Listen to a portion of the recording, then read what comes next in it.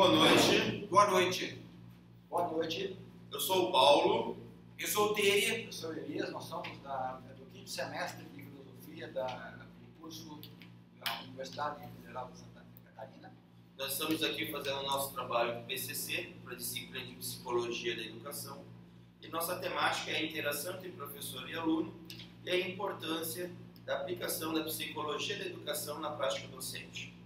Esse trabalho vai versar em demonstrar como se dá a interação entre o professor de filosofia do ensino médio e seus alunos. Principalmente, nesse trabalho, buscar-se avaliar a interação que ocorre entre os professores e os alunos e que ocorreu na turma que nós observamos, que foi uma turma do segundo ano do segundo grau do Colégio Feliciano Pires de Brusque. Posso fazer isso? Tudo bem. É que o Paulo me disse que não podia ter o nome do professor. Tá, do colégio, mas agora podemos. Então, nesse trabalho, nós estamos tentando fazer a demonstração de o quanto é importante a psicologia da educação na sala de aula, partindo do pressuposto do nosso trabalho, que é a parte teórica, o referencial teórico que foi feito nas aulas, e juntando esse referencial teórico das aulas com as observações da nossa pesquisa de campo, observando a escola, os professores e os alunos durante a sua prática. O professor nesse trabalho conseguiu, nesse resumo entre dois, ele conseguiu transformar a aula em algo necessário para os alunos, porque ele discutiu uma coisa lá da teoria do conhecimento. Ou seja, a aula foi de forma dinâmica, onde teve assim, uma grande participação da sala de aula. Para a gente chegar a esse pressuposto, nós chegamos a essa conclusão através da metodologia que nós tivemos, partindo de alguns objetivos traçados para o nosso trabalho. Os objetivos foram, basicamente, observar o trabalho do professor em sala de aula, se era possível transmitir para adolescentes filosofia e a interação que haveria entre o professor e os alunos. Nesse caso, nós tivemos os seguintes objetivos: realizar o diagnóstico no ambiente escolar, realizar as pesquisas de campo, realizar entrevistas com o professor, com os alunos, através das observações de contatos que nós tivemos diretamente com eles, observação do comportamento dos alunos, dos professores, ou a receptividade dos alunos em relação ao conteúdo filosófico que foi trabalhado na sala de aula com eles, a relação do professor com os alunos na sala de aula, e principalmente verificar a importância da filosofia da educação como ferramenta de trabalho nas aulas de filosofia. Dentro dessa temática, nós elencamos alguns fatores que foram por nós observados, que foram a descrição da linguagem usada pelo professor, o conteúdo do conteúdo estudado, a aplicação da relação da aula observada com as demais cadeiras, a descrição do planejamento da aula feita pelo professor, a descrição do material didático utilizado por ele, a descrição dos recursos didáticos observados que haviam disponíveis no colégio, a descrição das estratégias e metodologias usadas pelo professor, a descrição da interação entre o professor com os alunos dentro da sala de aula. Essas foram os pontos que por nós foram observados. Para isso, a gente usou uma metodologia, 3 etapas. Primeiro, uma etapa de pesquisa de campo com a coleta de dados, através do diagnóstico escolar, observação em sala de aula e entrevista com o professor. Bom, a terceira etapa ela fica dentro da análise de dados e a conclusão. A análise de dados foi feita através de uma pesquisa do referencial teórico. Nós fizemos um cruzamento desses dados que a gente colocou e coletou, fizemos uma discussão entre nós, entre esse grupo que está aqui, e fizemos a construção e a conclusão do PCC no seu teor. Essa terceira etapa que o colega falou, ela veio após a gente chegar a alguma conclusão bastante interessante através do referencial teórico, no qual a gente utilizou teóricos da psicologia da educação, como Vygotsky, como Piaget, teóricos da didática, como Libânio, como Lippmann, e filósofos como Kant, como Diel, como Hegel, são bastante importantes na parte da formação docente e na questão também bastante importante nas questões ligadas ao ensino, tanto da teoria do conhecimento como da filosofia no sentido geral. Baseado então na coleta de dados e na revisão literária, tanto da parte de autores de didática e psicologia, quanto de autores filósofos, chegamos às considerações e conclusões finais. O que nós consideramos como conclusão? Aonde nós chegamos? Foi possível verificar, ao longo desse processo do PCC, a importância da psicologia da educação nesse ambiente educacional, ou na escola, né, propriamente dito, como uma ferramenta importante para os alunos e professores. Assim, como elemento fundamental para a docência de filosofia no ensino médio, sendo que a psicologia foi muito tempo ligada entre a filosofia, ou seja, teve uma ponte entre a psicologia e a filosofia. Uma coisa bastante interessante, psicologia da educação junto com a didática e filosofia, eles têm essa aproximação com as disciplinas ligadas à educação. Principalmente na formação do indivíduo como um todo. Isso é muito visível tanto em Vygotsky, que é um autor da psicologia, como em John Dewey, que é um autor da filosofia, filósofo pragmático americano, que fez todo o seu trabalho dentro das teorias da psicologia aplicada ao pragmatismo, né, à eudaimonia, à felicidade das pessoas e à teoria da educação, à filosofia da educação. Aí entra a questão, uma das grandes questões da filosofia ao longo da humanidade, que é o princípio de autarquia, que seja da autonomia do ser humano em busca do seu autoconhecimento, né, como diz o Sócrates, conhecer a si mesmo, exercer sua autonomia, né, como homem, o seu pensar, o seu agir em relação a si e ao mundo que ele vive. Queria só complementar o colega, que seria também, somando a ideia, seria uma autoconstrução do conhecimento a partir do aluno, né? Sim. Na psicologia tem um termo que me falhou agora. Isso parecido com o que o pessoal chama de maiêutica. É aquele método do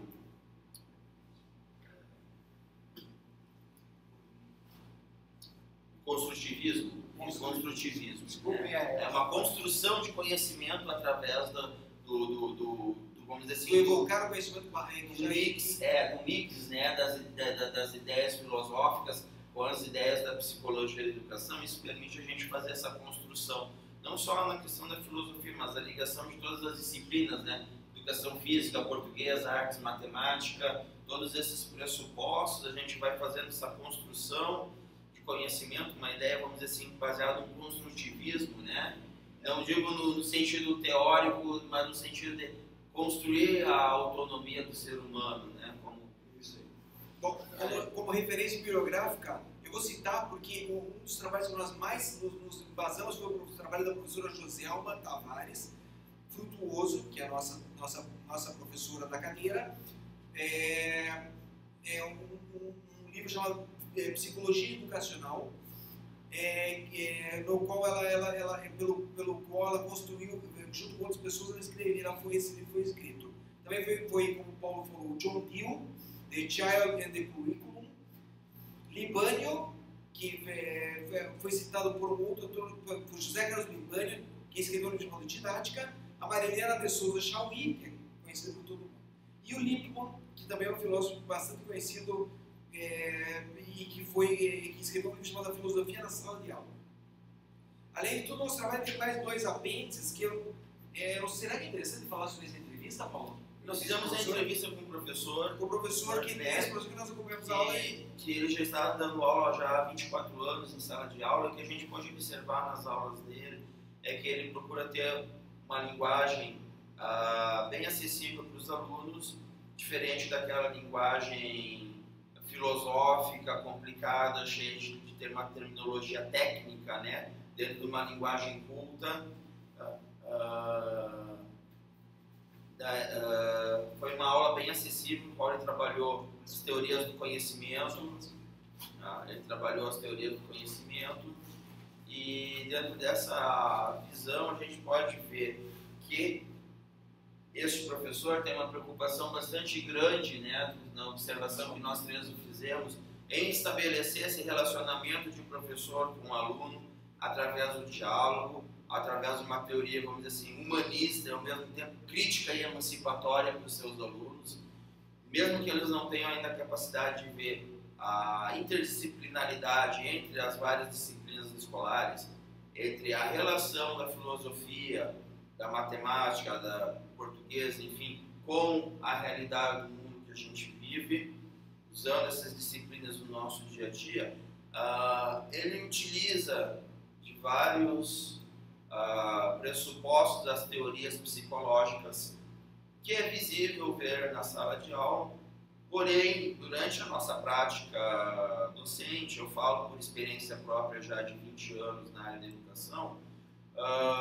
que a gente age como os autores mostram nos manuais, mas muito mais por um instinto, por uma prática, por, assim, por uma arte de educar na sala de aula, do que aquela consciência, isso é Vygotsky, isso é Lacan, isso, aquilo é Piaget, aquilo é Skinner. Não, a gente simplesmente vai fazendo a intervenção na sala de aula, nos determinados momentos, conforme as situações vão aparecendo nessa relação professor e aluno, de forma que a gente vai aplicando esses conteúdos. O que eu vi mais legal, Paulo, naquela observação da sala de aula, foi que ele, em sala, ele estimulou os alunos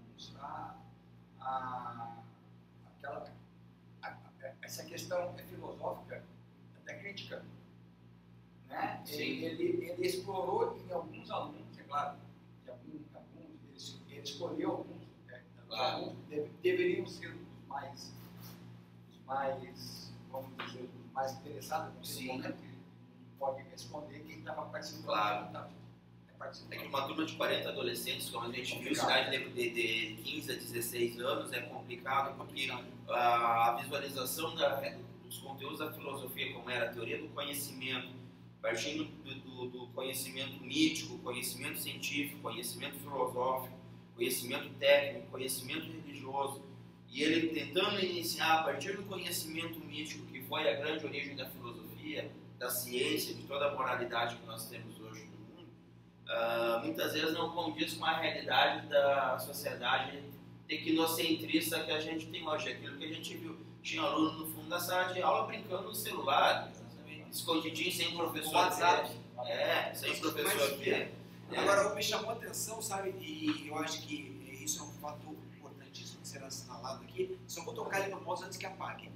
Me chamou a atenção o fato de que ele conseguiu transmitir uma boa parte da teoria do conhecimento de Aristóteles para adolescentes, que é uma teoria extremamente difícil, até para um adulto ler. Se um adulto lê aquilo e ele conseguiu transmitir aquilo de uma maneira bem lúdica, que é um termo que o Paulo usa bastante, que eu entendo porque ele usa, porque ele conseguiu transmitir aquilo, ele é professor, de uma maneira bem lúdica, e a gente percebia nitidamente que existia um grupo que estava interessado, e o grupo que, por mais que ele se esforçasse, não ia estar interessado, que era o grupo do que estava no celular, no WhatsApp. Mas ele conseguiu abarcar a grande maioria dos alunos para que prestasse atenção nele, sem grandes parafernálias. Ele não se fez valer de nenhum tipo de mídia especial, absolutamente nada. Ele só falou com a retórica, escreveu no quadro algumas coisas e conseguiu captar os alunos. Foi bem interessante que aquele apêndice que ele fez de Aristóteles, ele usou apenas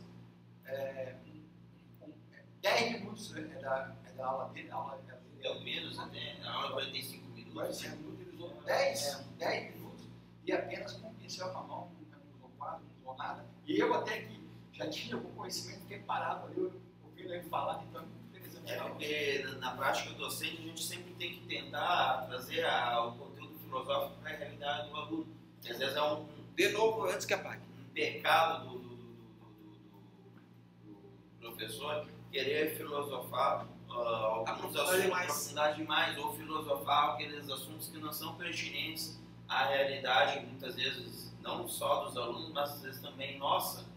Como, por exemplo, querer falar para uma turma de ensino médio sobre a existência de objetos inexistentes, ou a questão do ser. O que a gente viu conversando no carro hoje sobre Heidegger e a inexistência do ser e do ente. O ser não existe com o ente, são duas coisas separadas. O ente não é o ser. Para explicar o que é o ente para um adulto que nem eu, ou que nem eles, já é difícil. Imagina explicar que o ente não é o ser. Quer dizer, transformar isso em uma filosofia para um adolescente. Eu admiro ele, que é professor. Ele não é professor, mas também admiro. Mas o fato é que eu admiro conseguir transmitir naquele grau de capacidade de se fazer entender o que aquele professor fez. Ele foi ótimo. Eu achei que foi ótimo. Aquele professor me mostrou que é possível ensinar filosofia, inclusive para adolescentes de 15 anos. Então, um exemplo que eu dou da minha prática pedagógica, para complementar o que o colega está falando, que também o professor busca fazer, e lógico tem as diferenças de formações de escolas, né, entre os professores, a época que está se vivendo, etc., também são de bastante influência, mas eu busco, por exemplo, esse conhecimento mítico nas minhas aulas de filosofia. Eu trabalho, por exemplo, a literatura juvenil hoje, que tem, por exemplo, Percy Jackson, que está rememorando as questões do conhecimento mítico através da literatura, através do cinema, filmes que estão fazendo regravações como Fúria de Titãs, Os 300 e outros mais, que estão trazendo de novo as questões da mitologia grega, né?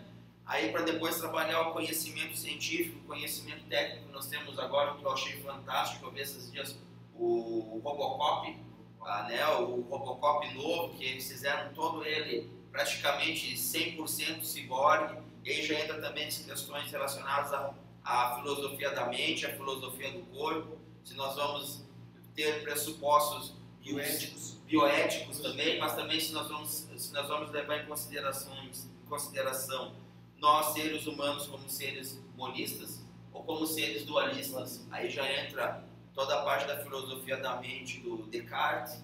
Então a gente busca, através dessa questão do utilização do dia a dia, para fazer a filosofia na sala de aula. Essa é uma ferramenta que eu uso.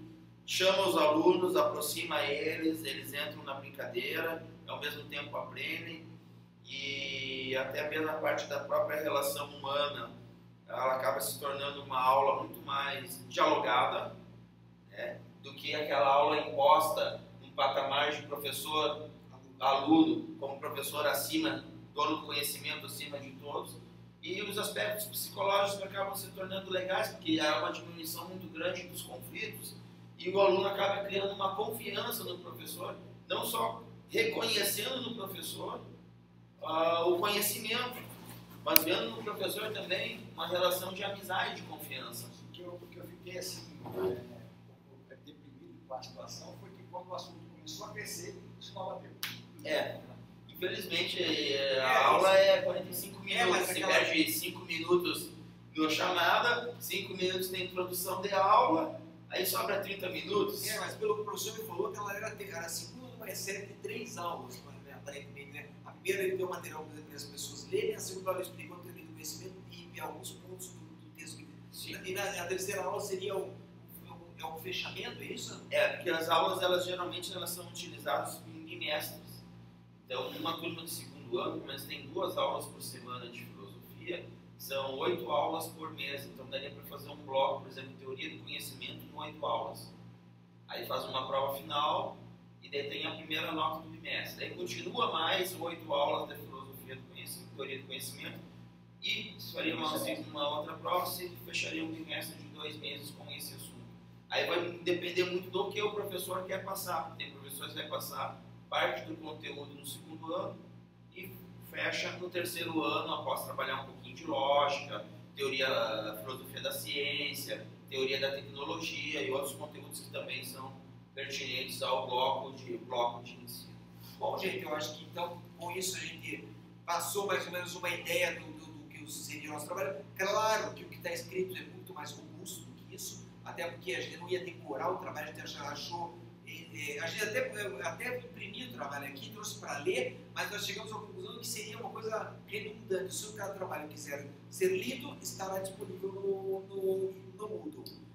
Mas aqui nós damos um passando rápido e...